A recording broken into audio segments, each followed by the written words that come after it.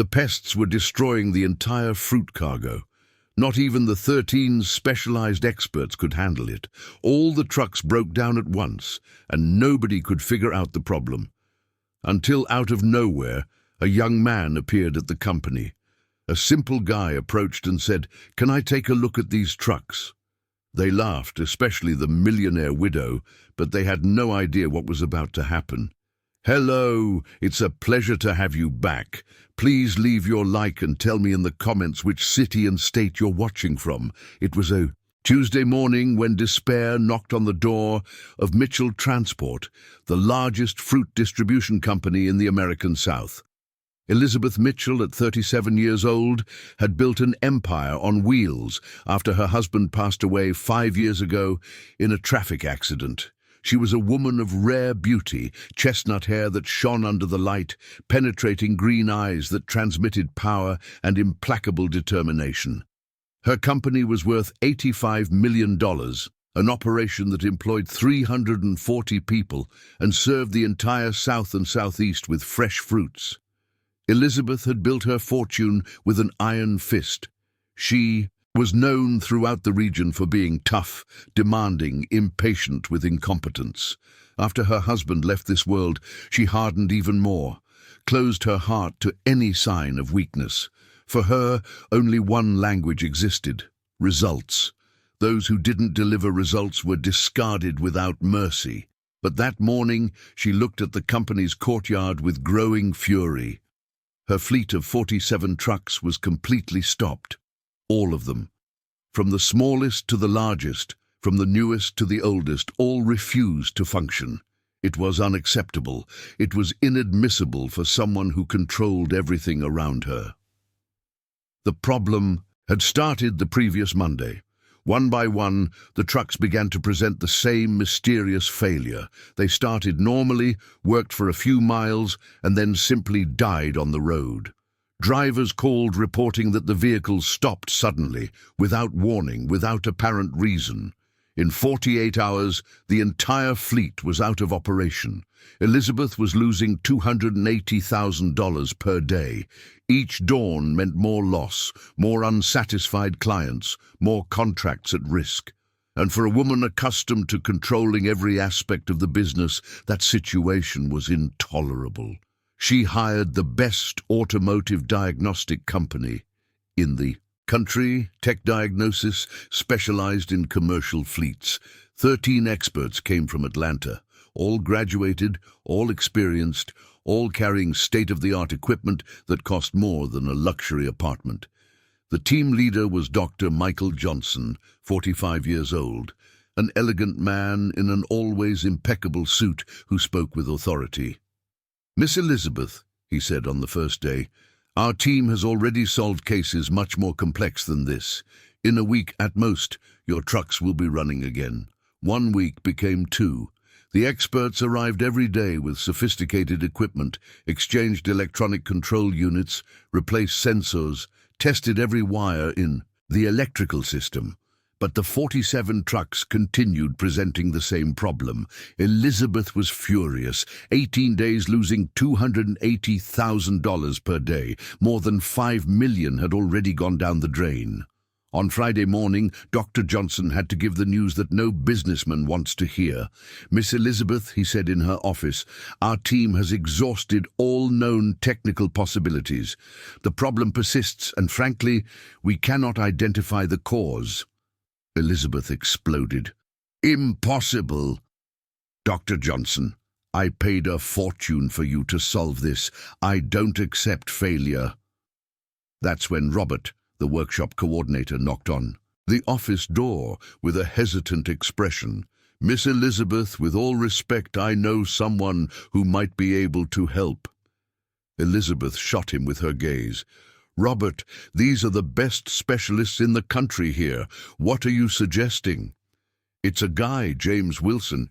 He has a special way with engines. I've seen him solve things that others swore were impossible." Dr. Johnson let out a disdainful laugh. "We are specialists graduated from the best universities. If we can't do it, who will? Some random mechanic?" Elizabeth was desperate, but her arrogant nature spoke louder. "Robert, this is ridiculous. I won't lower my company to this. Miss Elizabeth, maybe it's our last option." "Fine," she exploded irritably. "But when this mechanic fails, I want everyone to see that there are no miracles. Call him. Let's get this nonsense over with." The next day, Saturday morning, a red 125cc motorcycle appeared at the company entrance, making a noise that irritated Elizabeth from the first second. From the office, she saw through the window a young man getting off the bike with an old toolbox. James Wilson was 32 years old, tall, dark-haired, with strong arms from manual work. He wore a simple blue shirt, faded jeans, and carried a toolbox that seemed to have decades of use. But there was something in his brown eyes, a serenity, a peace that contrasted completely with the tense company environment. The 13 experts were in the courtyard when James approached. The laughter started immediately. "Is this a joke?" Dr. Johnson spoke loudly. "A motorcycle kid is going to solve what 13 specialists couldn't?" James approached with calm steps, extending his hand. "Good morning, I'm James Wilson. Robert told me about your fleet problem. I came to help." None of the experts returned the greeting. His hands stayed in the air in that embarrassing moment. He slowly withdrew his hand, but kept the serene smile. "Help?" Dr. Thomas laughed. "Dear, we are graduated specialists. You came on a motorcycle." "And brought a little toolbox," Dr. Richard added. "How cute. Going to fix it with a screwdriver and goodwill." That's when Elizabeth came out of the office. She came determined to end that nonsense quickly. She walked to the group with firm steps, wearing a navy blue dress that highlighted her beauty, but her green eyes shone with irritation. "So you're the famous mechanic?" she said, stopping in front of James with her arms crossed. Her voice had that icy tone that everyone in the company knew and feared. "The guy who's going to solve in one morning what the best specialists in the country couldn't in 3 weeks. James looked at her respectfully. "Miss Elizabeth, I came just to try to help. If I can contribute in some way, I'll be happy." "Contribute?" Elizabeth let out a bitter laugh. "Look around you, young man. See this equipment? It costs more than your motorcycle is worth in 10 years. These men have engineering degrees, years of experience, and you think you can solve what they couldn't?" The company employees started gathering around the scene. Everyone knew the boss's temperament when she was angry, and nobody wanted to miss that show. "I didn't come here to compete with anyone," James responded calmly. "I came because maybe a different perspective can help." "Different perspective?" Elizabeth mocked, taking a few steps around him like a predator circling prey. "You mean amateur perspective, the perspective of someone who didn't study, didn't specialize, has no training?" James remained serene. "Sometimes complex problems have simple solutions, Miss Elizabeth." "Simple solutions?" she exploded. "Young man, do you have any idea what's at stake here? 5 million in losses, an entire company stopped, and you come to talk to me about simple solutions?"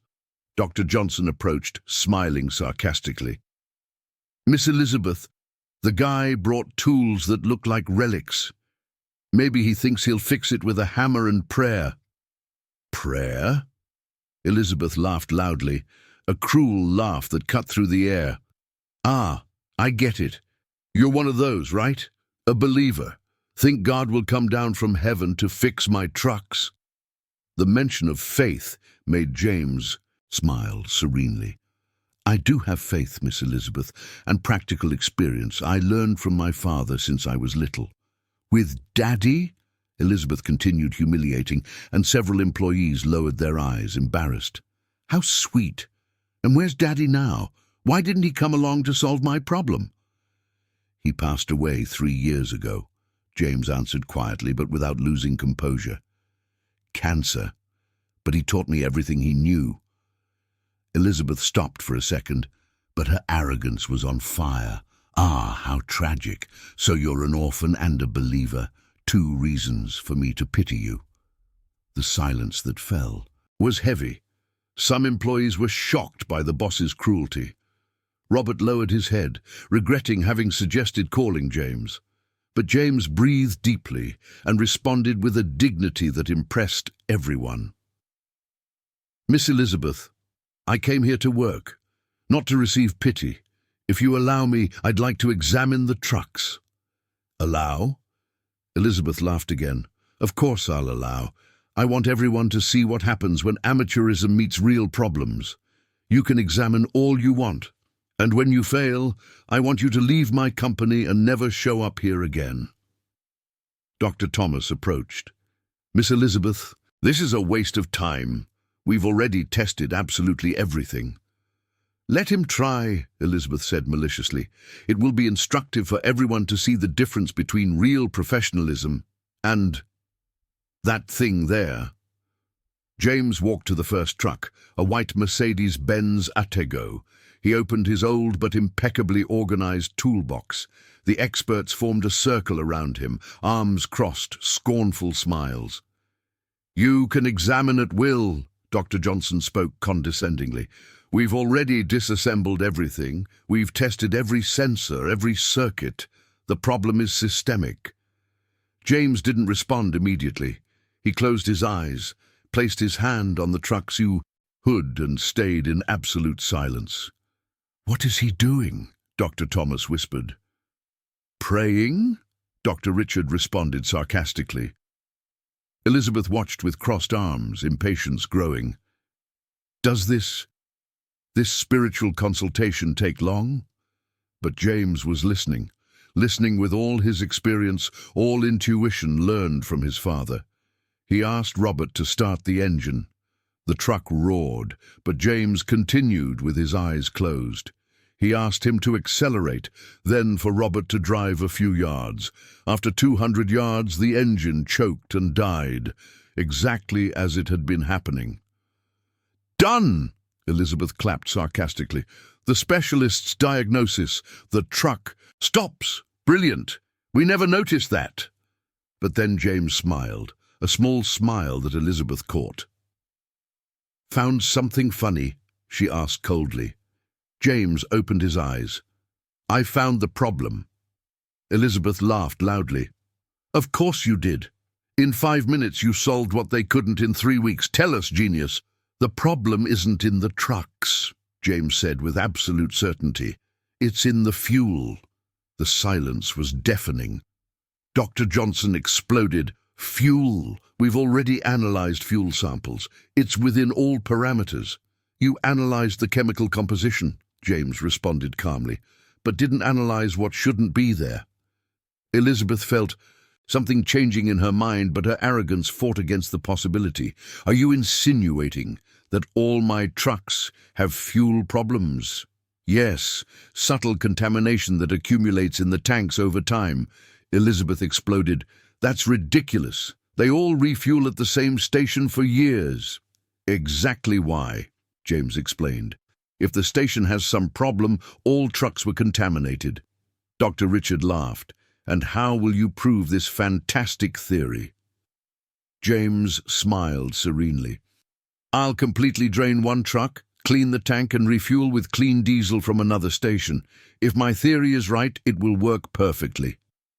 Elizabeth stared at him with pure challenge in her green eyes. "And if you're wrong, then you'll have every right to humiliate me even more," James responded with genuine humility.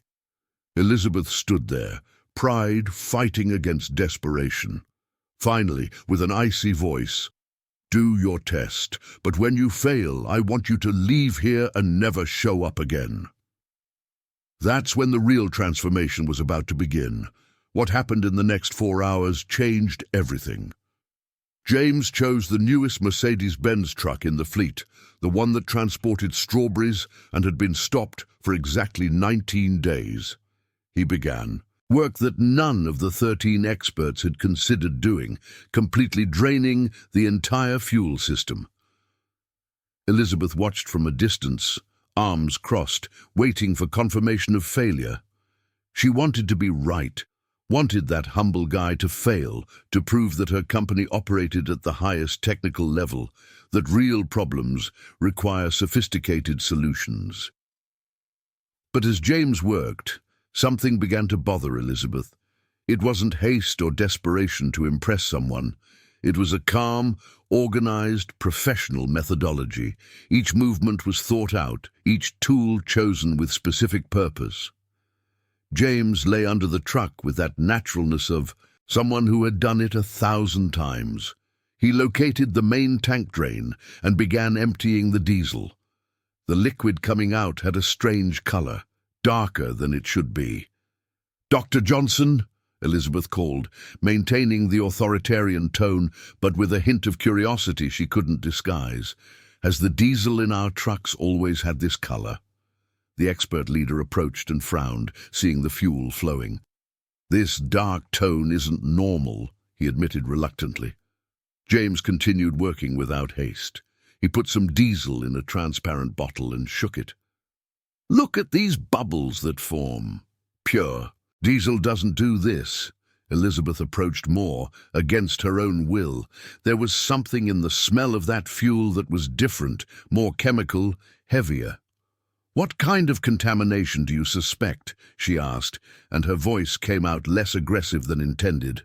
"I'm not sure yet," James responded honestly, "but some substance was mixed with the diesel over time, probably something the station uses to improve the fuel, but that accumulates sediments."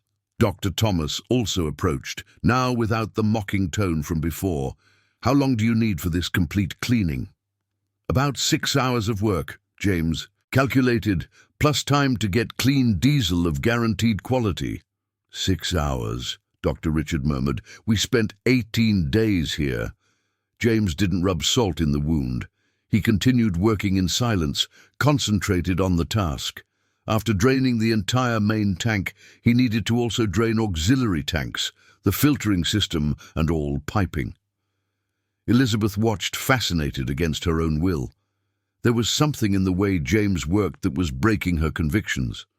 It wasn't a desperate amateur trying to impress. It was a competent professional executing a diagnosis that, she was beginning to recognize, made technical sense. "Where did you learn to work like this?" she asked during a pause, and the question came out without the usual mocking tone. James cleaned his hands on a cloth and smiled. "With my father, Miss Elizabeth. He always said that haste is the enemy of perfection. When you're going to fix something, dedicate the necessary time to do it right." "Your father must have been a good teacher," Elizabeth said, and for a moment forgot to maintain the usual coldness. "He was the best man I knew," James responded, and there was genuine longing in his voice. "He passed away 3 years ago, but before leaving he taught me everything he knew. He said that good knowledge can't perish with us, it needs to be passed on." For the first time, Elizabeth felt something she hadn't experienced in years, genuine empathy. She had also lost someone important and recognized that pain that never completely goes away. "I'm sorry for your loss," she said softly, and the phrase came out without calculation, without ulterior motives. "Thank you. He's with God now, and I'm sure he's watching over me. When I have doubts at work, sometimes I can almost hear his voice guiding me." The natural mention of faith touched Elizabeth in an unexpected way. She wasn't religious, but there was something in James's serenity that awakened a feeling of peace she hadn't felt in a long time. As if his presence calmed the constant storm that was her mind, Robert brought a pressurized water hose for James to wash the internal tank. "I'll need degreasing detergent too," James asked, "and a hard bristle brush." "What for?" Dr. Johnson asked, genuinely curious now. "To remove all residues that accumulated on the tank's internal walls. If I leave any trace of contamination, the problem will return." James spent the next 2 hours meticulously washing the fuel tank. It was dirty, difficult work, requiring physically entering inside the tank to scrub every centimeter. The experts watched, amazed. None of them had considered that physical, manual cleaning might be necessary. Elizabeth watched everything from an increasingly closer distance. Her initial arrogance was giving way to something she didn't want to admit: respect. That guy she had humiliated was demonstrating technical competence that rivaled any specialist she knew. "This is manual labor," James said, coming out from inside the tank covered in dirt from head to toe. "The kind of thing you don't learn at university, but that sometimes solves problems that computers can't detect." When he finished cleaning, James asked Robert to bring 200 liters of diesel from a different station. Elizabeth personally called a trusted supplier. "It needs to be premium diesel of first quality," she instructed, and there was urgency in her voice that wasn't just about business. While they waited for the fuel, James took the opportunity to also clean all filters, piping and injector nozzles. Elizabeth caught herself observing his hands working. They were workers' hands, calloused, but moved with surgical precision. "Why didn't you give up?" she asked suddenly. James stopped work and looked at her. "Excuse me? When I humiliated you there in front of everyone, why didn't you leave? Most people would have left." James smiled serenely. "Because I came here to help, not to be treated well. And because sometimes God puts us in difficult situations to test our faith and determination." Elizabeth was silent, processing that answer. In her world, people reacted to humiliation with anger, revenge, resentment, but that guy had absorbed her attacks with grace she couldn't understand. When the new diesel arrived, James carefully refueled the truck. It wasn't just a matter of putting fuel in the tank. He made the diesel circulate through all piping, checked that there were no air bubbles, made sure everything was perfectly clean. It was almost 5 in the afternoon when he finally closed the Mercedes-Benz hood. He was exhausted, dirty, with clothes soaked in sweat and diesel, but there was a light of quiet confidence in his eyes. "Done," he announced. "Now, the test of truth." All company employees had gathered in the courtyard. Elizabeth felt her heart racing. After humiliating that guy publicly, if he was right, if he really had solved the problem, she would have to face not only the technical error, but the much bigger human error of having misjudged someone. "May I?" James asked, pointing to the ignition key. Elizabeth nodded, but was too tense to speak. Part of her still hoped he would fail so her ordered world would return to normal, but a growing part hoped he would succeed. James entered the truck cabin and did something that surprised everyone present. He closed his eyes for a moment, moving his lips silently. He was praying. "God, if it's your will, allow this work to give results," he murmured. Elizabeth felt something stir in her chest, seeing that simple, genuine prayer. When was the last time she had seen someone seek divine guidance before an important task? James turned the key, and the engine roared to life, a powerful, clean, healthy roar, the sound a diesel engine should make. He left the courtyard driving the Mercedes-Benz. Elizabeth ran to her BMW and followed him, along with Dr. Johnson. She needed to see with her own eyes. James drove for 5 miles, 10 miles, 15 miles. The engine kept running perfectly, without choking, without power loss, without signs it would stop. When they returned to the company half an hour later, a crowd was waiting. The truck climbed the ramp roaring like a healthy, powerful, perfect beast. James stopped the vehicle and turned off the engine. The silence that fell was heavy with meaning. Elizabeth got out of the car, trembling. Not from fear, but from an emotion she couldn't name. It was relief. It was shame. It was admiration. It was something she hadn't felt in a long time. James got out of the cabin and was immediately surrounded by celebrating employees. Robert shouted with joy. Workers exploded in applause. But James searched for Elizabeth's eyes in the crowd. When he found them, he didn't smile with superiority or arrogance. He smiled with the same humble serenity as always. Elizabeth walked toward him slowly. Each step was an apology she still didn't know how to formulate. "It works," she said. her voice hoarse. "The truck works perfectly." "Yes," James responded simply. Dr. Johnson approached, followed by the other 12 experts. The team leader stopped in front of James with his head down. "James," he said, "you solved in 6 hours what we couldn't in 18 days. I apologize for the way we treated you."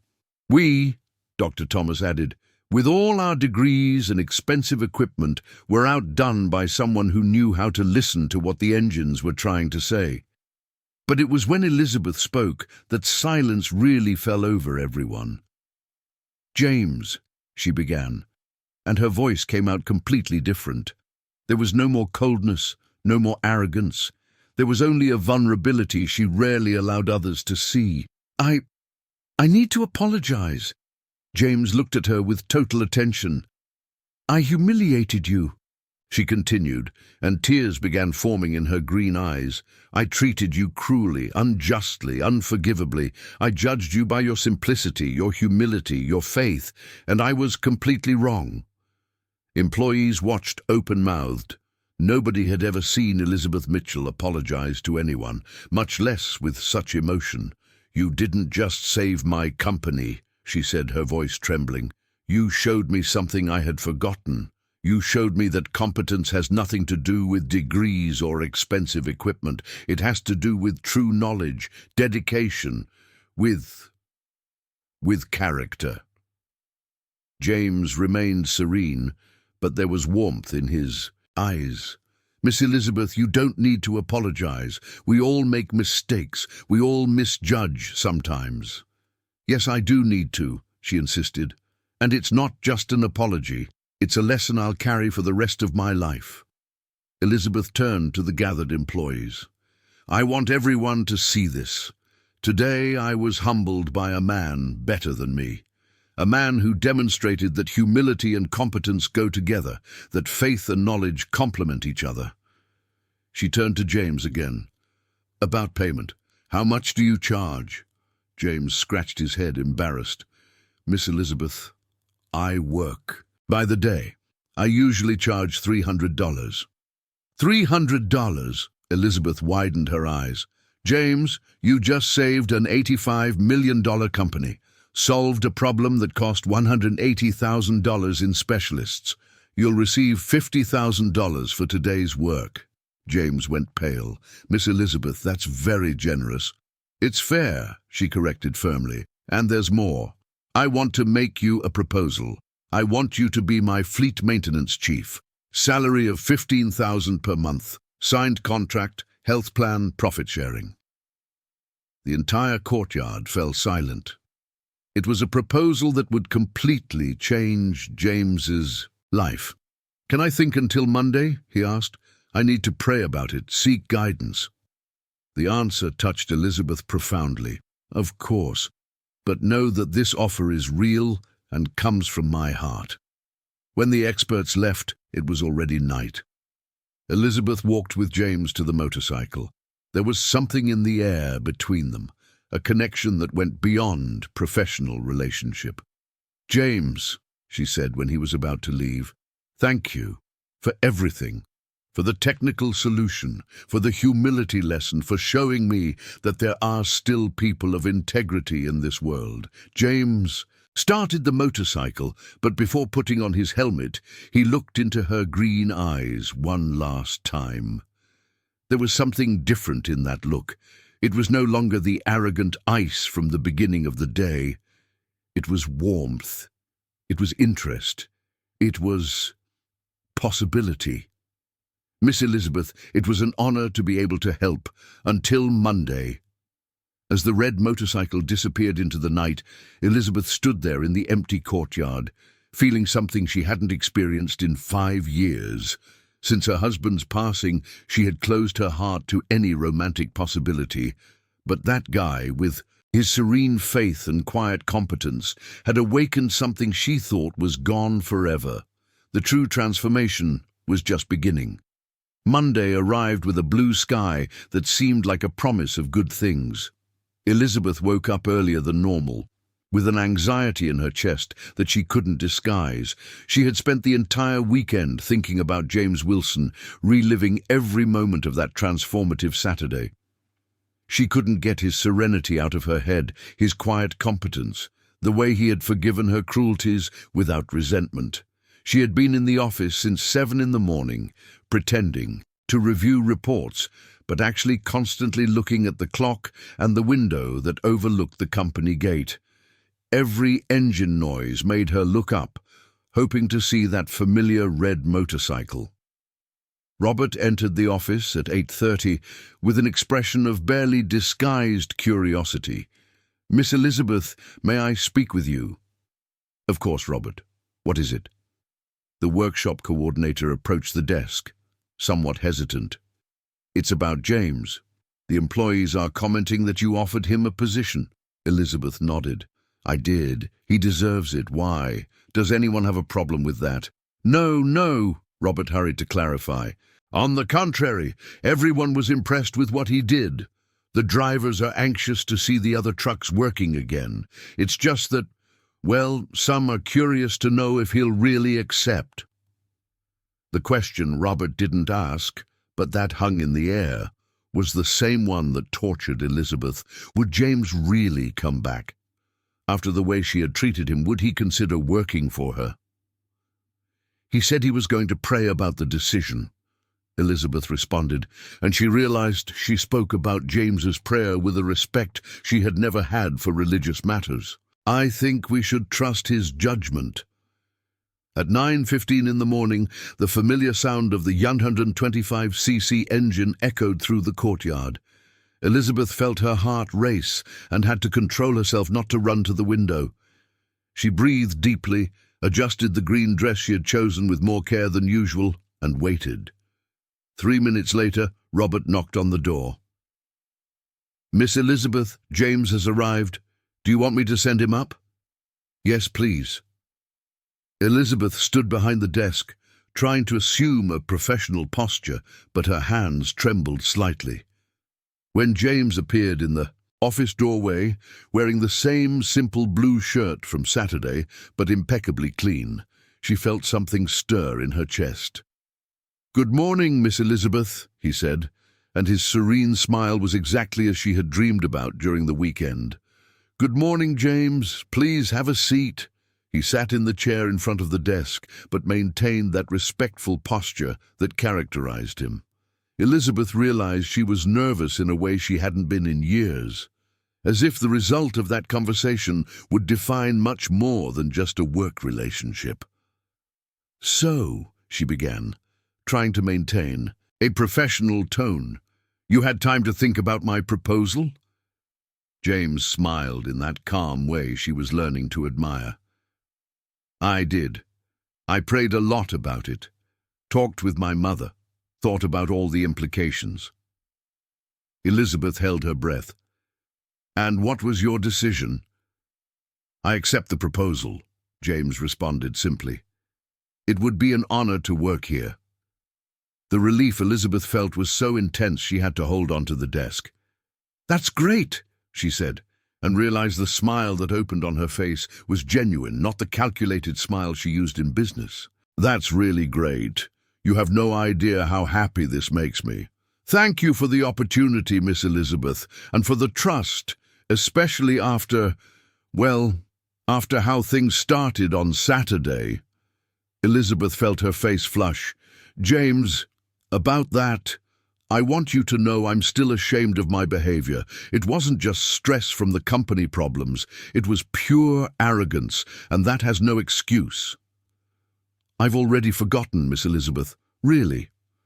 How do you forgive so easily?" James thought for a moment before responding. "My father taught me that holding grudges is like carrying hot coal in your hand hoping to throw it at someone.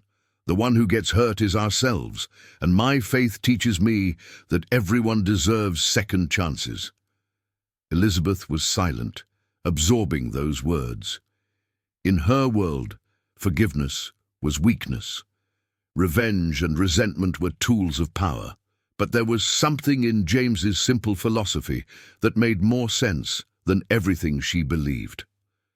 "Well," she said, changing the subject before emotion dominated her, "let's talk about work. When can you start?" "Now, if you want," James responded. "I brought my documents to sign the contract." Elizabeth smiled. "Perfect. But first I want to officially introduce you to the team, and I have some ideas about how to organize the work." They went down together to the courtyard, where employees quickly gathered. Elizabeth noticed that James was received with smiles and respectful greetings. News of what he had accomplished on Saturday had spread, and everyone was anxious to see the other trucks working. "Everyone," Elizabeth announced, "I have the pleasure of officially presenting James Wilson, our new fleet maintenance chief. He'll be responsible for fixing all the remaining 46 trucks and implementing a preventive maintenance program." The applause was spontaneous and warm. James waved, shyly, clearly embarrassed by the attention. "James," Elizabeth continued, "I want you to build your own team. You can hire as many mechanics as you need within reason. Your monthly budget for parts and maintenance is $80,000. Anything above that, you discuss with me first." James nodded. "Thank you for the trust. I'll do the best job possible." "I know you will," Elizabeth responded. And there was something in her voice that wasn't just about professional competence. The following days were a revelation for Elizabeth. James settled into an improvised room near the workshop and began working with efficiency that impressed. He assembled a small but competent team, 2 experienced mechanics from the region and a young apprentice he trained himself. The process of cleaning and repairing the remaining 46 trucks was meticulous. James applied the same technique as the first, drained all contaminated fuel, meticulously cleaned each tank, replaced filters, checked the entire injection system. One by one, the trucks returned to perfect operation. Elizabeth found excuses to visit the workshop several times a day. She told herself she was just monitoring work progress, but the truth was she enjoyed watching James work. She liked the concentrated way he explained procedures to his team, the patience with which he answered questions, the quiet competence with which he solved problems.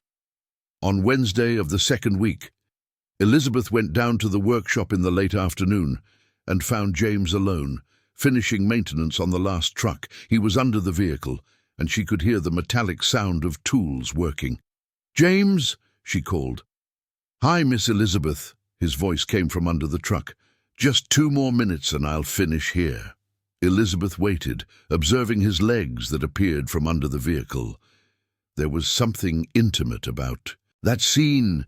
In that moment when she was alone with him in the silent warehouse, James slid out from under the truck, sat on the floor and smiled at her.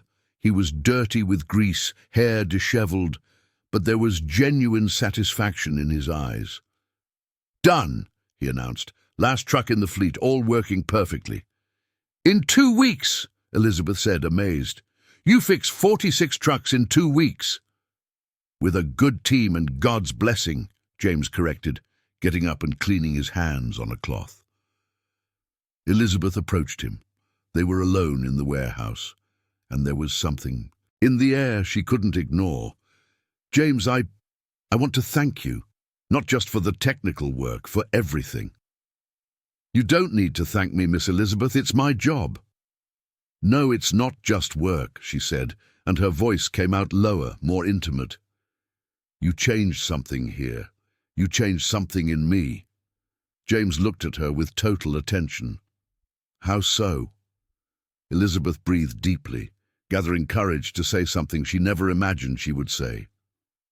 "Since my husband passed away 5 years ago, I closed myself off from the world. I became hard, cold, arrogant. I thought it was the only way to survive in the business world." She paused, looking directly into his brown eyes. "But you showed me there's another way, that it's possible to be competent without being cruel, that it's possible to be strong without being insensitive." James remained silent, but something was changing in his expression too. "You showed me what true forgiveness is," Elizabeth continued, "what genuine humility is. and that moved me in a way I didn't expect. Miss Elizabeth. Elizabeth, she corrected softly. When we're alone, you can call me Elizabeth. The name sounded different in his voice, softer, more intimate. Elizabeth. They stood there looking at each other, and there was tension in the air that neither knew how to handle. Elizabeth realized she was falling in love with that man. It wasn't just professional gratitude or intellectual admiration. It was something deeper, more dangerous, more real. "James," she said, her voice almost a whisper, "can I ask you a personal question?" "Of course. Do you have a girlfriend? Are you involved with someone?" James smiled shyly. "No, I've been alone for a while. Ended a relationship 2 years ago." "Why?" "Differences in values." He responded honestly. "She wanted me to be different from who I am, wanted me to abandon my faith, to be more financially ambitious, said I was too simple for her." Elizabeth felt a stab of anger. How could someone want to change such an upright man? "She was wrong," Elizabeth said firmly. "Your simplicity isn't a flaw. It's your greatest virtue." James looked at her with new intensity. "And you? Sorry for the question, but was there someone after your husband passed away?" Elizabeth shook her head. "No, nobody. I closed my heart completely. I thought I no longer had capacity for feelings like that. And now?" The question hung in the air between them. Elizabeth felt her heart beat so hard she was sure James could hear it. "Now," she said slowly, "I think I was wrong. I think I can still feel." They approached each other almost without realizing it. The smell of grease and honest work coming from James was strangely attractive to Elizabeth. There was something masculine, something real about that man that made her feel feminine in a way she had forgotten. "Elizabeth," James said, and there was something different in his voice too. "I don't want to complicate our work relationship."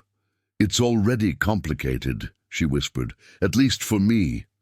James extended his hand and gently touched her face. The touch was soft, respectful, but there was an electric current that passed between them. "Are you sure?" he asked. "We're very different. I'm a simple mechanic. You're a millionaire businesswoman." "We're different in many things," Elizabeth admitted, "but maybe that's exactly what I needed. Someone to teach me to be a better person."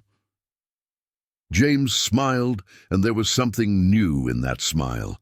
Not just the usual serenity, but also tenderness, interest, possibility. "Want to have dinner with me tonight?" Elizabeth asked, surprising herself with her own courage. "Nothing fancy. We can go to that simple steakhouse near town." "It would be an honor," James responded. They separated slowly, both a bit stunned by what had just happened. Elizabeth went up to the office with her heart racing. She couldn't believe she had declared herself that way. She, who always controlled every aspect of her personal and professional life, had opened herself completely to a man she had known for only 2 weeks. But for the first time in 5 years, she felt alive, really alive. That night, Elizabeth chose a simple dress without extravagant jewelry, without the successful businesswoman's armor. She wanted to look beautiful, but didn't want to intimidate. She wanted James to see her as a woman, not as a boss. They met at the steakhouse at 7 in the evening. James had changed his work clothes for a light blue dress shirt and dark jeans. He was handsome in a simple, natural way that made Elizabeth's heart race. "You look beautiful," he said when she arrived, and there was sincerity in his voice that no man had used with her in years. "Thank you. You look very handsome too." They ordered steak for 2 and cold beer. Elizabeth was nervous in a way she hadn't been since adolescence. It was strange being on a date after so long, especially with someone so different from any man she had known. "Tell me more about your family," she asked when the food arrived. James smiled. "It's small. Just my mother and me now. My father passed away when I was 29. Lung cancer. It was very difficult. He was my hero, my teacher, my best friend. What was he like? An upright man, James responded without hesitation. Hard-working, honest, generous. I never saw him lie, never saw him treat anyone badly. He taught me that character is worth more than money, that honor is worth more than success. Elizabeth listened, fascinated. It was a world completely different from hers, where people did anything for money and power. And your mother? What is she like? A saint, James smiled. Retired teacher. Spent her whole life educating underprivileged children. Now she takes care of neighbors' grandchildren, does volunteer work at church. She's the type of person who makes the world better just by existing. Does she know about us? James nodded. I told her you offered me the job. Said you're an intelligent and courageous woman. Just that? James smiled shyly. Might be that I mentioned you're very beautiful too. Elizabeth blushed like a teenager. What else did you say? That you make me question some things I thought I knew about myself. How so? James thought for a moment before responding. I always thought I knew exactly the type of woman who attracted me, someone simple, religious, who shared my values from the beginning. But you're different from everything I imagined, and even so, I can't stop thinking about you. The confession hung between them, loaded with meaning. Elizabeth felt something melt inside her chest. James, she said softly, can I tell you something? I'm not religious, never was. But since I met you, I've been thinking about faith, about God, about purpose. You awakened things in me that I didn't know existed. James extended his hand across the table and took hers. The touch was soft, but there was intimacy there that made Elizabeth shiver. Maybe, he said, God has plans for us that neither of us can see yet. Elizabeth intertwined her fingers with his. Maybe he does. They stayed there, hands held across the table, looking into each other's eyes, and Elizabeth felt her life had just completely changed direction. She didn't know where this would lead, but for the first time in years, she was willing to find out. When they left the steakhouse at 10 at night, Elizabeth didn't want the night to end. They walked slowly to their cars, talking about dreams, fears, hopes. There was a connection between them that went beyond physical attraction. It was as if two souls that had been walking lost had finally found each other. Elizabeth, James said when they reached her car, can I ask you a question? Anyone. Are you afraid of what might happen between us? Elizabeth thought honestly before responding. I am. Very afraid. But for the first time in my life, I'm willing to face that fear. James smiled and approached her. Slowly, respectfully, he tilted his head and kissed her. It was a soft, chaste kiss, but loaded with promise. When they separated, Elizabeth was trembling. Until tomorrow, James whispered. Until tomorrow.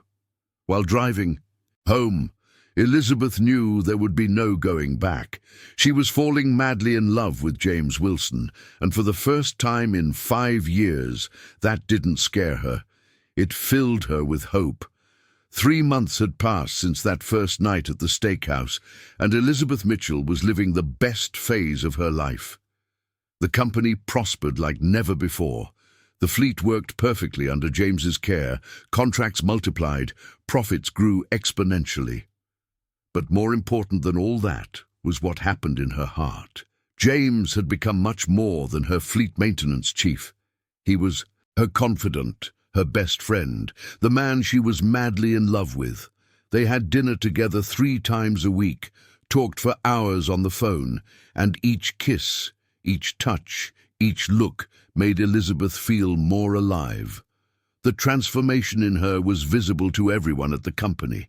Employees noticed that the boss smiled more, yelled less, treated people with more patience. It was as if James had softened all the cutting edges of her personality. But that Thursday morning, Elizabeth woke up with a strange sensation in her chest. There was something in the air that she couldn't identify. A tension, an unease that left her nervous from early on. She was in the office reviewing contracts when her cell phone rang. It was an unknown number. Elizabeth Mitchell. Miss Elizabeth? This is Sarah Wilson, James's mother. Elizabeth's heart raced. Sarah had never called her directly. Mrs. Wilson, what a surprise. Is everything okay? I need to talk to you. It's about my son. Can I come to the company this afternoon? There was something in the woman's voice that made Elizabeth shiver. Of course, Mrs. Wilson. What time? Around 3 in the afternoon, if that's possible. Perfect. Do you know where my office is? I do. See you later, Miss Elizabeth. The call ended, leaving Elizabeth with 1,000 questions in her head. What did Sarah want to talk about regarding James? Why that serious, almost worried tone? She went down to the workshop where James was working on a Volvo truck engine. As always, he was focused, explaining something to his apprentice. When he saw her, his face lit up with that smile that made her heart race. "Hi, love," he said, cleaning his hands to greet her. In recent times, they had relaxed formalities when they were alone.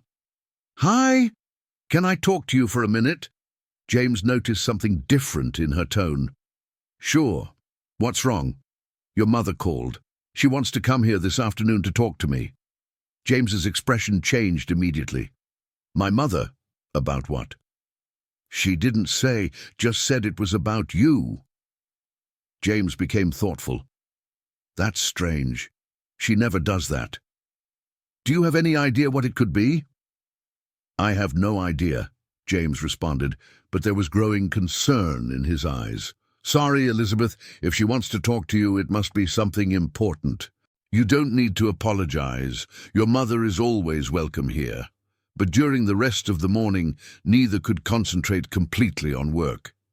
There was a cloud of anxiety hovering over both. At exactly 3 in the afternoon, Sarah Wilson climbed the stairs leading to Elizabeth's office. She was a 62-year-old woman, small, greying hair pulled back in a simple bun, modest but impeccably clean clothes. Her brown eyes, identical to her son's, carried a serious expression that made Elizabeth swallow hard. "Mrs. Wilson, how good to see you. Please, have a seat." Sarah sat in the chair in front of the desk, but kept her back straight, hands crossed in her lap. There was formality in her posture that contrasted with the cordiality Elizabeth expected. "Thank you for receiving me, Miss Elizabeth." "Of course. You're always welcome. Would you like some coffee? Water?" "No, thank you. I came here to talk about my son." Elizabeth felt her stomach tighten. "Is everything okay with James?" Sarah looked at her directly. "Physically, yes. Emotionally, I don't think so." "What do you mean?" James's mother breathed deeply before continuing.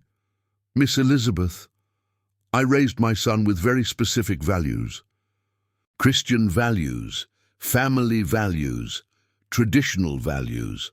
I taught him to date with marriage in mind, to seek a partner who shared his faith, his principles." Elizabeth began to understand where that conversation was going and didn't like the premonition at all. "Since you two started your relationship," Sarah continued, "James has changed. He's confused, divided between what he always believed and, well, the feelings he has for you." "Mrs. Wilson," Elizabeth tried to intervene, but the woman gently raised her hand. "Let me finish, please. I know my son better than anyone. In the last months, he has questioned things he never questioned before. He has distanced himself from church, from family prayers. Last night he told me that maybe God isn't as important in a person's life." The words fell like bombs in Elizabeth's chest. Was James distancing himself from his faith because of her? "Miss Elizabeth," Sarah continued, "I didn't come here to attack or judge you. I came because I love my son and I'm worried about him. James has always been a young man of firm convictions. Seeing him question everything he believes, that hurts me." Elizabeth felt tears forming in her eyes. "Mrs. Wilson, I never asked him to change anything. I never criticized his faith." "I know," Sarah said softly. "You didn't do anything wrong. But James is trying to mold himself to be what he thinks you need, and that's destroying who he really is." The silence that settled was heavy. Elizabeth felt as if the world was crumbling around her. "What are you asking me to do?" Elizabeth asked, her voice almost a whisper. Sarah leaned forward. "I'm asking you to talk to him, to decide together if this relationship is good for both of you, because the way it is, my son is losing his identity." Sarah stood to leave, but stopped at the door. "Miss Elizabeth, I can see that you love my son, and I know he loves you, but true love doesn't ask the other person to stop being who they are." After Sarah left, Elizabeth was alone in the office, trying to process everything she had heard. Was she really destroying James? Was the love she felt for him hurting him? She thought about all the moments they had spent together in recent months. James really had spoken less about God, less about church. She had attributed this to the fact they were discovering other subjects in common. But what if it was more than that? What if he was really abandoning his faith for her? At 6 in the afternoon, when employees were leaving, James came up to the office. One look at Elizabeth's face was enough for him to realize something was very wrong. "What did my mother say?" he asked, closing the door behind him. Elizabeth looked at him with teary eyes. "James, is it true that you're distancing yourself from your faith?" The question caught him by surprise. He was silent for a moment, as if fighting with himself. I have questioned some things," he finally admitted. "Because of me?" James approached her. "Elizabeth, since I met you, my world has turned upside down. You made me question not just my faith, but everything I thought I knew about relationships, about love, about life." "And is that good?" Elizabeth asked, tears flowing down her face. "I thought it was," James responded honestly. "But lately I feel lost. Like I don't know who I am anymore." Elizabeth felt her heart break. "James, I never wanted you to change, never." "I know," he said, coming closer, "but it's impossible to be with you and remain exactly the same. You challenge everything I believe in." "Maybe," Elizabeth said with a trembling voice, "maybe your mother is right. Maybe we're too incompatible." James looked at her as if she had just said the earth was flat. "Are you breaking up with me?" "I'm trying to protect you," Elizabeth responded. "I'm trying to prevent you from losing your essence because of me." "And what if I don't want to be protected?" James asked, his voice loaded with emotion. "What if I want to choose for myself?" "James, you're confused. Your mother is right. I'm destroying who you really are." James took her hands in his. "Elizabeth, look into my eyes. Do you think I'm unhappy? Do you think I'm suffering? I'm confused, yes, but I'm not unhappy. I'm discovering parts of myself I didn't know existed. But what about your faith? What about everything that was always important to you?" James thought for a long moment before responding. "You know what I learned?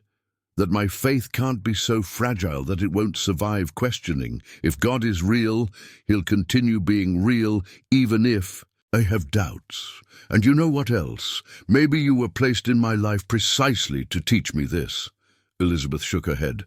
"Your mother told me you said God might not be so important." "And maybe he isn't in the way I always thought," James admitted.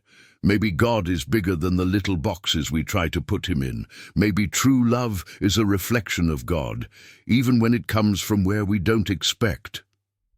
Elizabeth was crying openly now. "James, I'm afraid I'm hurting you."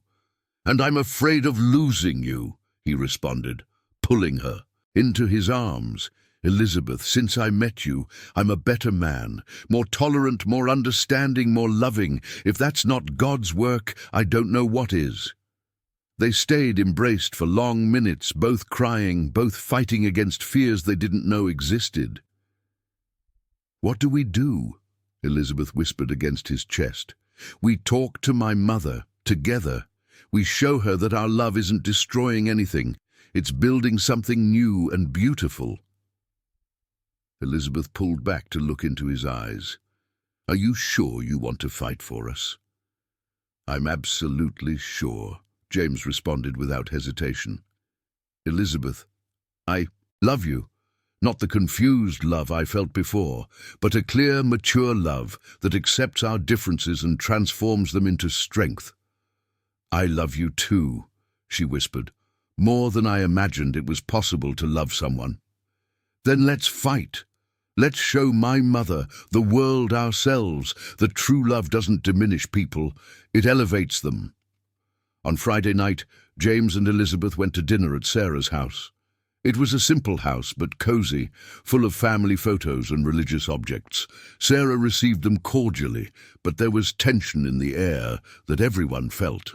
During dinner, conversation was polite but superficial. Only when they were having coffee in the living room did James decide to address the subject directly. "Mom," he began, "Elizabeth told me about your conversation." Sarah nodded. "I needed to talk to her, son. I'm worried about you. I know, and I understand your concern, but I want you to understand something. Elizabeth isn't destroying me. She's completing me." Sarah looked at him. "Son, you're questioning everything you always believed in." "I'm questioning interpretations, Mom, not the essence. You know what I learned these months? That God is much bigger than I thought. That love is much more complex and beautiful than I imagined." Elizabeth took James's hand. "Mrs. Wilson, I want you to know I never asked James to change. Actually, he was the one who changed me. Before meeting him, I was a bitter, cold, closed woman. He taught me what forgiveness is, what genuine kindness is." "And Elizabeth taught me," James added, "that true faith isn't afraid of questioning, that God can use people different from us to teach us important lessons." Sarah was silent for a long moment, observing both. "You really love each other?" she said finally. "We do," James and Elizabeth responded in unison. "And you, son, still believe in God?" James smiled. "I believe more than ever, Mom, but differently. Before I saw God as a severe judge. Now I see him as a loving father who wants our happiness." Sarah looked at Elizabeth. "And you? Have you started thinking about faith?" Elizabeth nodded. "Very much. James showed me there's something greater than us, something that connects people in an inexplicable way. If that's God, then yes, I started believing." Sarah got up and walked to the window, looking at the small but well-kept garden. When she turned back, there were tears in her eyes. "Son," she said, "I apologize. I let fear speak louder than love. You're right. True love elevates people." She approached Elizabeth and took her hands. "Miss Elizabeth, forgive me if I offended you. I can see now that you do each other good, and if my son is happy, so am I." Elizabeth stood and hugged Sarah. "Thank you for understanding, and thank you for raising such a wonderful man." When they left Sarah's house that night, James and Elizabeth knew they had overcome an important test. Their differences weren't obstacles, they were opportunities for mutual growth. On the way back, James stopped the car at a quiet little square. The stars shone intensely in the clear sky. "Elizabeth," he said, taking her hands, "I want to ask you something." "Anything." James breathed deeply, gathering courage. "Would you marry me?" The world stopped for Elizabeth. "What?" "I want to marry you," James repeated, firmer now. "I want to build a family with you. I want to grow old by your side. I want us to be partners in everything, forever. Elizabeth felt her heart about to explode. "James, are you sure? Isn't it too early?" "I'm absolutely sure," he responded. "Since that first day at your company, when you humiliated me and I forgave you, I knew you were special. And in recent months, I'm certain you're the woman I want to spend the rest of my life with. But we don't have a ring. There's no formal proposal." James smiled. "Elizabeth, do you need ceremonies or do you need true love?" She laughed through tears. "I need you. Just you." "So?" "Yes," she screamed. "Yes, I accept marrying you." They kissed there in the little square under the stars, knowing they had found something few people find in life, true love that transforms, elevates, and completes. The journey that had begun with humiliation and prejudice was transforming into the greatest love story either could imagine. 6 months after that proposal under the stars, the entire town was talking about the wedding that would happen that October Saturday. Elizabeth Mitchell, the millionaire businesswoman known for her coldness, was going to marry James Wilson, the humble mechanic who had conquered her heart and transformed her soul. The story of how they met had spread throughout the region. Everyone knew about the 13 experts who failed, about the humiliation Elizabeth inflicted on James, about how he had solved the problem in 6 hours and won not only a job position, but the heart of the most powerful woman in the city. The ceremony would be held at St. Francis Church, the same church where Sarah had raised James in faith. Elizabeth had insisted it be there. "If I'm going to marry a man of faith," she had said, "I want it to be in God's house." On the morning of the big day, Elizabeth was in her room getting ready. The dress, was a dream in white silk, simple but elegant, without excesses. She had chosen something that represented who she had become. Sophisticated, but without ostentation. Powerful, but humble. Sarah was helping with the final touches of the hairstyle. The relationship between the two women had completely transformed since that difficult conversation months ago. Sarah hadn't just gained a daughter-in-law, she had gained a daughter of the heart. "Are you nervous?" Sarah asked, adjusting the delicate veil. Elizabeth smiled. "I am, but it's not bad nervousness. It's expectation, good anxiety." "James is nervous too," Sarah laughed. "Barely slept last night, kept talking about how lucky he is to have found you." "I'm the lucky one," Elizabeth corrected. "He transformed me into a better person." "You transformed each other," Sarah said wisely. "That's what true love does." At that moment, Robert knocked on the door. "Miss Elizabeth, may I come in?" "Of course, Robert." The workshop coordinator entered, wearing a suit he had clearly bought especially for the occasion. His eyes were emotional. "Miss Elizabeth," he began, "I wanted to give you something." He extended a small wrapped box. Elizabeth opened it and found a golden medal of St. Christopher, patron of travelers. "It was my father's," Robert explained. "He always said it protected those who traveled difficult roads. I thought it would be appropriate for you, who made such a long journey to find love." Elizabeth felt tears forming. "Robert, this is very precious." "You deserve it, boss. All of us at the company are happy to see how you've changed, how you've become more human. James was good for you." Elizabeth hugged Robert affectionately. "Thank you for everything, for suggesting we call James that day." "I knew he was special," Robert smiled. "I just didn't imagine he would be special. For you, too."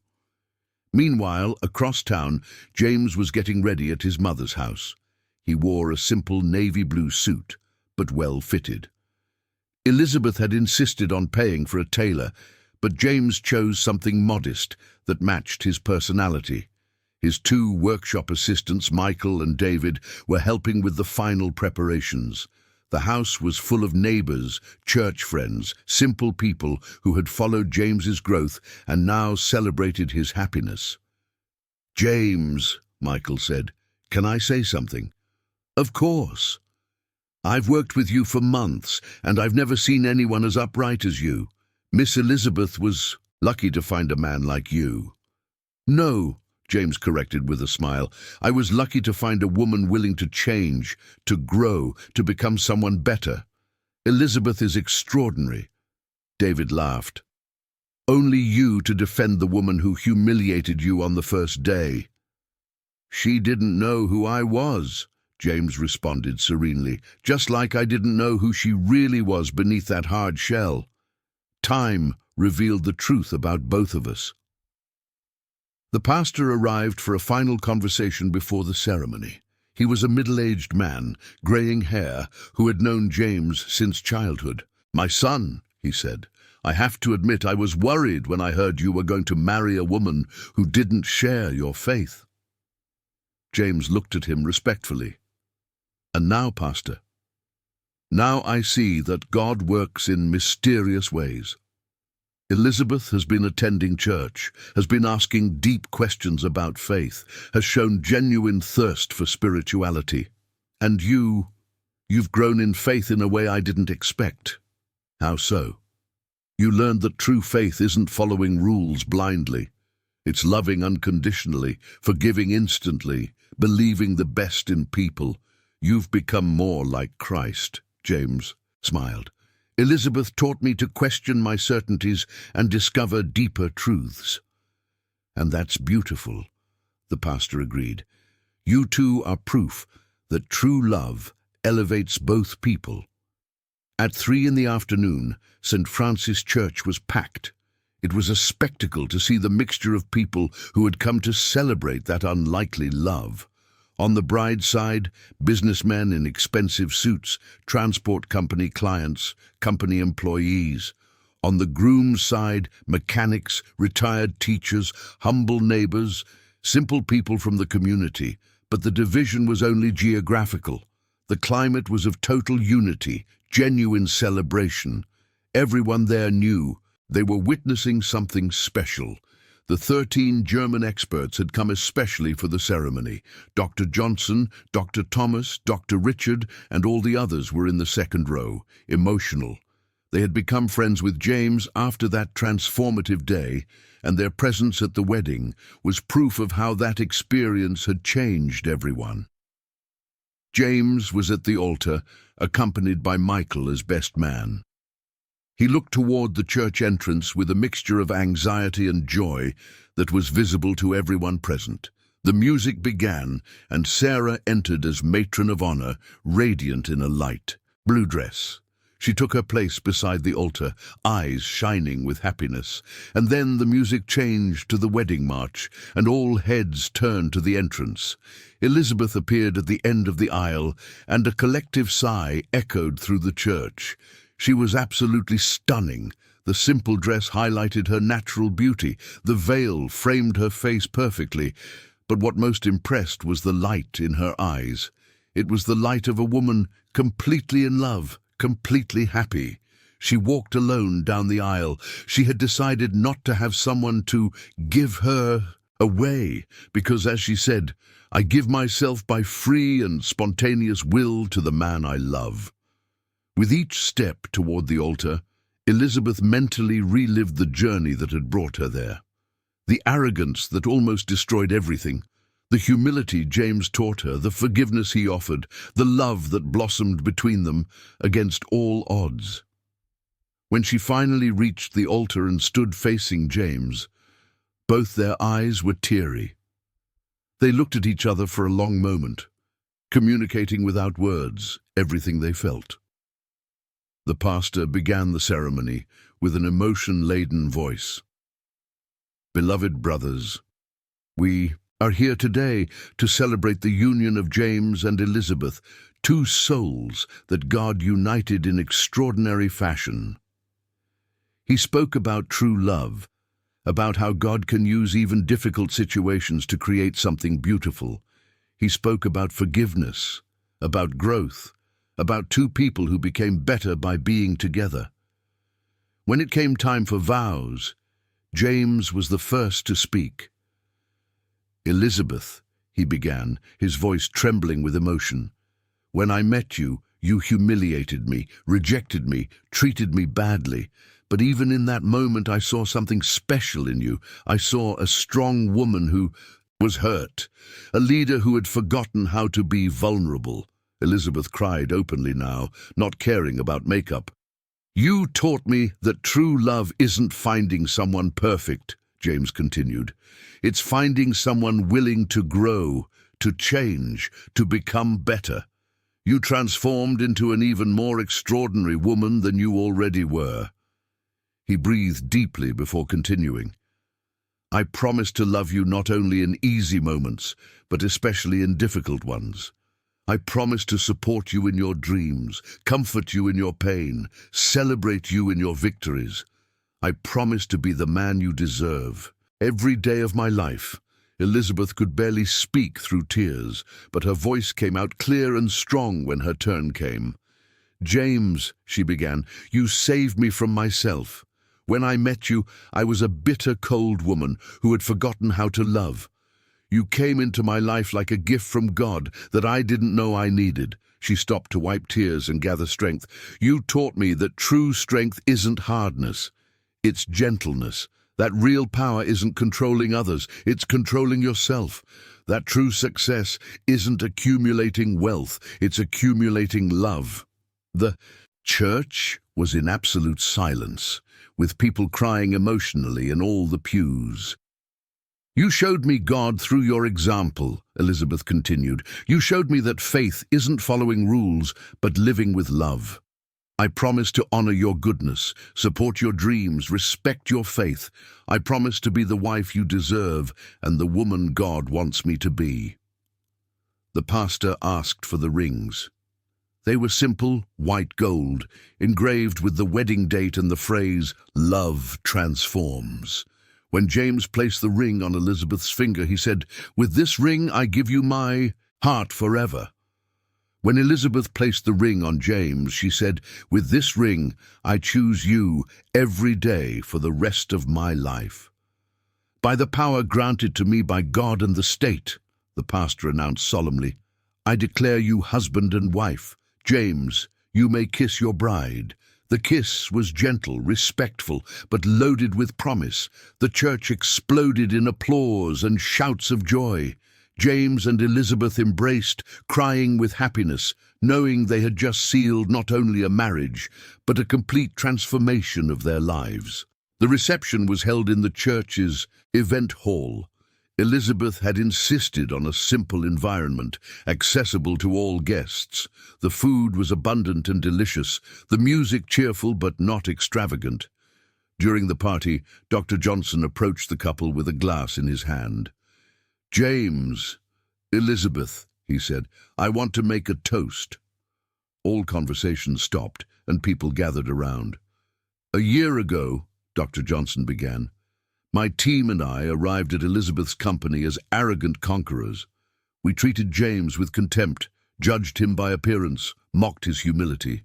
He stopped, emotional. "This extraordinary man taught us the greatest lesson of our professional lives. He taught us that competence has nothing to do with degrees or expensive equipment.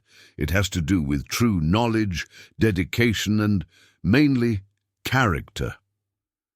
Applause began, but Dr. Johnson raised his hand, asking for silence. "Elizabeth," he continued, "you had the wisdom to recognize your mistake, to apologize, to transform. You proved that true greatness is knowing when we're wrong and having courage to change." He raised his glass. "I toast James and Elizabeth, who taught us that true love transforms people, that humility is strength, that forgiveness is power. May you be happy forever." The toast was followed by emotional applause. Robert approached with tears in his eyes. Elizabeth," he said, "I want to thank you for becoming the extraordinary person you are today. And James, thank you for bringing light to our company and our lives." The party continued until late at night, with many stories, many tears of joy, much celebration. But the most emotional moment was when James and Elizabeth danced alone in the center of the hall, while all guests formed a circle around them.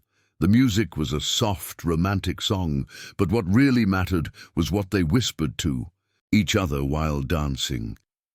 "Do you have any idea how much I love you?" James asked quietly.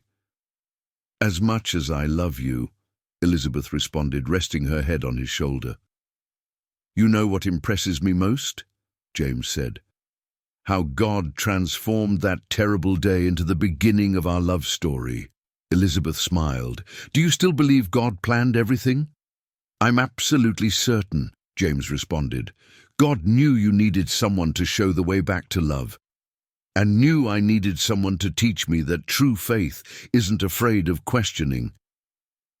"I love your faith," Elizabeth whispered. "I love how you see God in everything, how you find purpose, even in difficulties." "And I love your strength," James responded. "I love how you don't give up, how you fight for what you believe in, how you became an even more extraordinary woman." When the music ended, they kissed in the center of the hall, surrounded by emotional applause from everyone who loved them. It was past midnight when the party finally ended. James and Elizabeth said goodbye to all guests, receiving hugs, congratulations, and tears of happiness. Sarah hugged Elizabeth for the last time before they left for their honeymoon. "Daughter," she said, "thank you for making my son so happy, and thank you for becoming the daughter I always dreamed of having. Thank you for raising the most extraordinary man in the world," Elizabeth responded, hugging her mother-in-law affectionately. James and Elizabeth got in the car, a simple BMW, not the extravagant limousine Elizabeth could have chosen, and headed to the hotel where they would spend their first night as husband and wife. On the way, Elizabeth looked at the ring on her finger and smiled. "What are you thinking about?" James asked. "I'm thinking about how funny life is," she responded. "A year ago, I was a bitter woman who humiliated you in front of everyone. Today, I'm your wife and the happiest woman on the planet. And I was a simple mechanic who almost left after the humiliation. Today, I'm married to the most extraordinary woman I've ever met." Elizabeth took his hand. "James, do you believe we'll be happy forever?" "I believe," he responded without hesitation. "Not because it will be easy, but because we chose to grow together, because our love is based on mutual respect, true admiration, real commitment. And because we have God blessing our union," Elizabeth added, surprising herself with the naturalness of the phrase. James smiled, squeezing her hand. "Exactly." They arrived at the hotel at 2 in the morning, exhausted but radiant. As they went up to the room, Elizabeth thought about the entire journey that had brought them there. It had begun with arrogance and humiliation, continued with forgiveness and transformation, blossomed into true love, and now culminated in a union blessed by God and celebrated by everyone who loved them. In the room, before sleeping in their first moments as husband and wife, they knelt together beside the bed. "Thank you, God," James prayed quietly, "for transforming our difficult story into a love story. Thank you for using even the bad moments to create something beautiful. Thank you," Elizabeth added, still getting used to prayer, "for sending James to teach me what true love is, for giving me a second chance to be happy." They got up, kissed gently, and slept embraced, knowing they had found something that would last forever. And so continues the story of James and Elizabeth, proof that true love can transform even the most wounded hearts, that forgiveness can heal the worst offenses, and that God can use any situation, even the most difficult, to write stories of redemption and hope. 2 years after that wedding under God's blessing, when their first child was born, a boy they named Gabriel, the entire city gathered again to celebrate. And when people asked Elizabeth how she had achieved such transformation, she always answered with a smile, It was God who placed a humble mechanic in my life to teach me that what really matters isn't what we have, but how we love. But this story truly began on a Tuesday morning when despair knocked at the door of Mitchell Transport. It was there that Elizabeth Mitchell first encountered James Wilson, and both their destinies changed forever. Now, on this sunny spring morning, Elizabeth was in the same office where she had once humiliated the man who became the love of her life. But everything was different.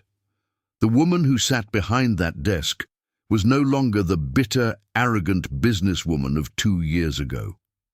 She was a fulfilled wife, a loving mother, and above all, a transformed human being. The company had grown exponentially under their joint leadership. James had revolutionized not only fleet maintenance, but the entire corporate culture. Under his gentle influence, Mitchell Transport had become known not just for efficiency, but for how well they treated their employees. Worker satisfaction rates were the highest in the industry, and the company had become a model for others. Elizabeth looked through the window at the courtyard where that miraculous day had unfolded. The same courtyard where she had mocked James's faith, where she had tried to humiliate him in front of everyone, where love had been born from the ashes of her arrogance. The irony wasn't lost on her. The place where she had displayed her worst characteristics had become the birthplace of her redemption. A soft knock on the door interrupted her thoughts. "Come in." James entered, carrying little Gabriel in his arms. The baby was 6 months old, with his father's brown eyes and his mother's determined expression. James had taken to bringing Gabriel to visit Mommy during lunch breaks, a tradition that melted Elizabeth's heart every single day. "How are my 2 favorite men?" Elizabeth asked, standing to embrace them both. "Gabriel missed his mama," James said, passing the baby to Elizabeth. "And I missed my wife." Elizabeth held Gabriel close, breathing in that unique baby scent that never failed to fill her with wonder. Motherhood had been another unexpected transformation. The woman who once thought she was too hard to nurture life had discovered an infinite capacity for tenderness. "And how was the morning inspection?" she asked James, referring to his daily rounds of the fleet. "Perfect. Every truck running smoothly. The new mechanics you hired are excellent, and the preventive maintenance program is working beautifully." Elizabeth smiled. It still amazed her how naturally they had fallen into partnership. James handled all technical aspects while she managed contracts and expansion. Together, they had built something far greater than either could have achieved alone. "Elizabeth," James said, settling into the chair across from her desk, "I've been thinking about something." "What?" "Dr. Johnson called yesterday. He wants to bring a documentary crew to film our story." Elizabeth raised an eyebrow. "A documentary? About transformation, second chances, how love can change people. He thinks our story could inspire others." Elizabeth considered this, absently rocking Gabriel. "What do you think?" "I think," James said carefully, "that if sharing our story can help even one person choose love over pride, forgiveness over revenge, then it's worth doing." That was so typical of James, Elizabeth thought, always thinking about how to help others, how to make the world better. It was one of the countless reasons she loved him more each day. "Then let's do it," she decided, "but on one condition." "What's that?" "We tell the whole truth, including how horribly I treated you that first day. I want people to see that no one is beyond redemption, but also that actions have consequences. I was cruel, and that can't be glossed over." James reached across the desk and took her free hand. "Are you sure? It won't be easy to relive those moments." Elizabeth squeezed his hand. "I'm sure. If our pain can become someone else's hope, then it's worth it." They sat in comfortable silence for a moment, both thinking about the incredible journey that had brought them here. Gabriel cooed softly, reaching tiny fingers toward the sunlight streaming through the window. "You know what amazes me most? Elizabeth said finally. What? How many lives changed because of that one day? Not just ours, but Dr. Johnson and his team learned humility. Robert gained confidence in his judgment. Your mother learned that love comes in unexpected forms. Even the other employees became more open-minded about people who are different. James nodded. It's like God dropped a stone in a pond. The ripples just kept spreading. Elizabeth smiled at the metaphor. 2 years of marriage to James had given her an appreciation for his gentle wisdom, his way of seeing divine purpose in everyday events. She still wasn't the churchgoer he was, but she had developed her own relationship with faith, one built on gratitude rather than obligation. James, she said, can I tell you something I've never told anyone? Of course. That first day, when you closed your eyes and put your hand on the truck hood, I thought you were praying, and it made me angry because I envied your peace. I couldn't understand how someone could be so calm in the face of hostility. James was quiet, encouraging her to continue. Now I know, Elizabeth went on, that what I envied wasn't your faith exactly. It was your certainty about who you were. You knew your worth didn't depend on others' opinions. I had built my entire identity on being feared and respected. So when you weren't afraid of me, it threatened everything I thought I knew about power. And now? James asked gently. Now I know real power comes from lifting others up, not tearing them down. Real strength is admitting when you're wrong. Real success is measured in love, given and received. Gabriel yawned and snuggled closer to his mother's chest. Elizabeth looked down at him with overwhelming tenderness. He's going to grow up in a very different world than we did, she said.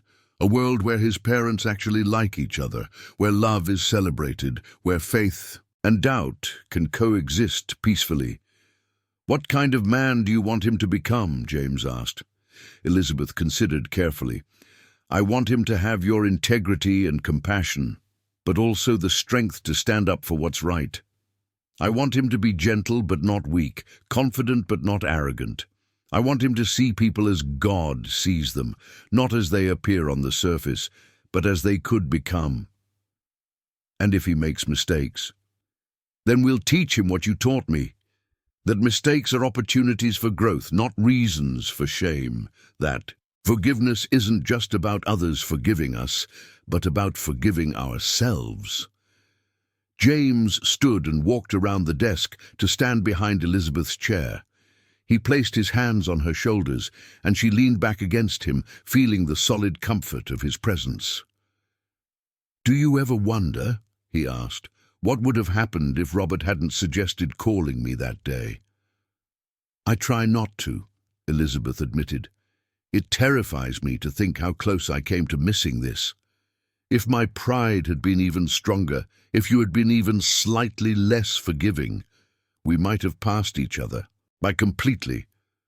But we didn't, James said firmly. We found each other exactly when we needed to.